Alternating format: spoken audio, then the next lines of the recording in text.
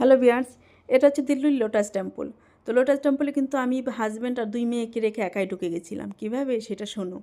তো দিল্লিতে লোটাস টেম্পলে ঢোকার সময় প্রচণ্ড লম্বা লাইন পড়েছিল একটা। তো আধা ঘন্টার মতো প্রায় ওই লাইনে দাঁড়াতে হবে। এবার আমাদের টাইম খুব শর্ট ছিল, যেহেতু আমরা বিকেল মানে ৬টার সময় আমরা ইন্ডিয়া গেটে যাব। ততক্ষণ দাঁড়ালে আমরা ইন্ডিয়া গেটে যেতে পারবো না। তো চিন্তা করছিলাম কীভাবে ঢোকা যায়। হাজব্যান্ডকে পাঠিয়েছিলাম যে তুমি দেখে আসো যে লাইনটা কত দূর। ও কী করেছে দেখে চলে এসছে, আর মানে কোশিশ করেনি ঢোকার। ও একটু সোজা শান্ত, আর কোনো বেহেসে যেতে চায় না। কিন্তু আমি আবার একটু উল্টো। আমি কিন্তু দুর্গাপূজার লাইনে কোনো দিন লাইনে দাঁড়াইনি। আমি চেষ্টা করেছি ফুক ফাঁকর দিয়ে ঢোকার, আর সেটা আমার বড় মেয়ে অবশ্যই জানতো। দিয়ে ২ মেয়েকে আর হাজব্যান্ডকে রেখে আমি চলে গেলাম লাইনটা দেখতে কত দূর কীভাবে হয়।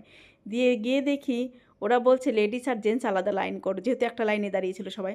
দিয়ে আমি সঙ্গে সঙ্গে লেডিস লাইনটা আলাদা করে ফেললাম, আর ফার্স্টে আমি দাঁড়িয়েছিলাম, আমার পিছনে আরও ১০-১২ জন লেডিস দাঁড়িয়ে পড়লো। দিয়ে সাথে সাথে আমাদের ঢুকিয়ে দিল একদম প্রথমেই।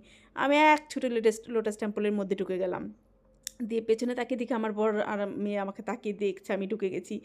আর মেয়ে দেখে ফেলেছে যে আমাকে ঢুকে গেছে। ওর বাবাকে বলছে, দেখো তুমি ঢুকতে পারলে না, আর তোমার জন্য আমরাও ফেঁসে গেলাম, মাম্মা ঢুকে গেল।